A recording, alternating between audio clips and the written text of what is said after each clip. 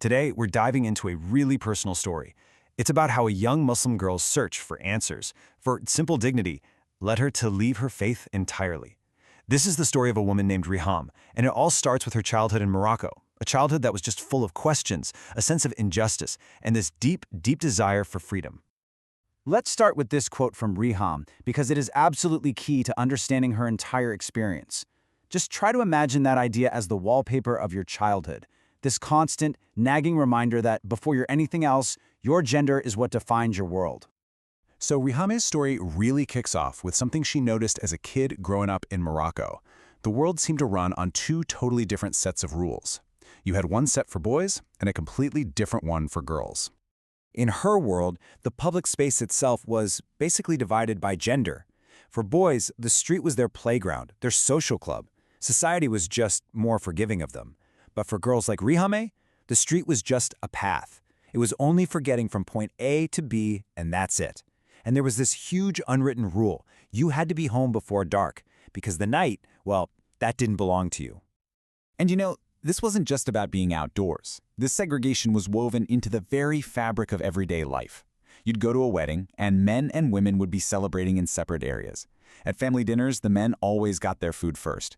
Even the laws themselves back this up, from inheritance, where a woman's share is smaller, to this fundamental idea that a woman never really belongs to herself. She's passed from her father's ownership to her husband's. And the impact of all this? It was profound. Riham didn't just feel this way herself. She heard it from other women all the time. I would have liked to be a man. Now, this wasn't about gender identity. It was this heartbreakingly practical wish for the simple freedoms and the agency that just came with being born male in that society. This feeling of unfairness, it didn't just stay at home. It followed her right into her school years. For a curious kid, school should be the place you go for answers.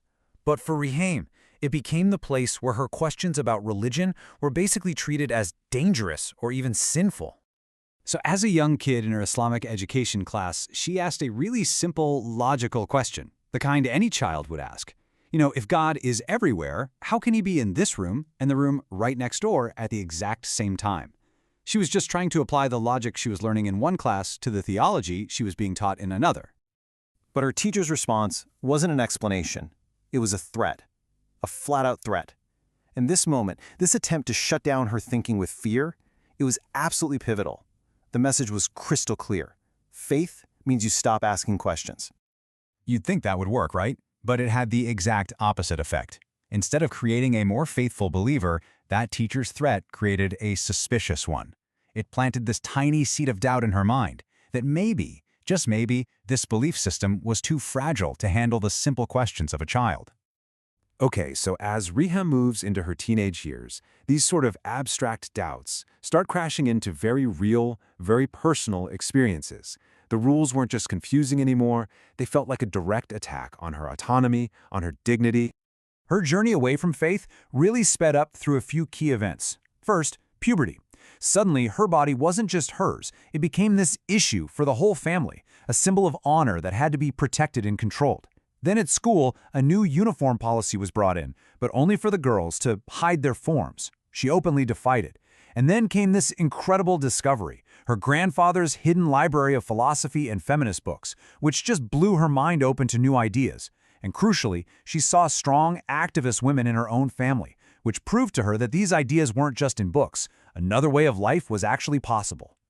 Can you imagine the frustration? For every question she asked, why can't I stay out late? Why can't I think about that job? The answer was always, always the same. Because you are a woman. She said that phrase felt incredibly violent, like some magic explanation that just shut down all debate and justified any inequality. So you have years of these intellectual doubts and moral frustrations just building and building. But the final break, it wasn't some slow, gradual realization. It was a sudden, emotional snap. So what was the final straw? Well, the foundation was already there, right? Years of questioning the logic and fairness of it all. Then came the trigger. She was reading a book that described women as impure, as dirty, because of menstruation. And the reaction? It was just visceral. A wave of pure, white-hot anger. The idea of being shamed by a divine system for something so natural, something so completely out of her control, that was the ultimate injustice. And in that moment, at around 16 years old, it all just crystallized. This was a system she would not accept. Her anger wasn't some abstract theological debate. No, it was a deep, personal response to an attack on her fundamental dignity as a human being. So after she finished her studies in Morocco, Riham moved to France. And she expected to find this open society, right? A safe haven for the kind of critical debate that was impossible back home. But what she found instead was, well, a surprising and really frustrating paradox. The reality in France was a total shock. She was hoping for a culture of fearless debate, where religion could be questioned just like any other idea.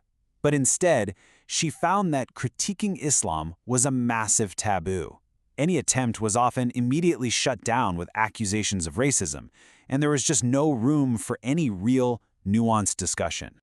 Riham actually has a name for this attitude: paternalism.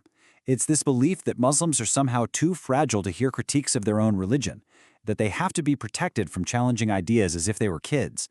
And she argues that this approach, no matter how good the intentions are, is actually really condescending and blocks any chance for true intellectual freedom.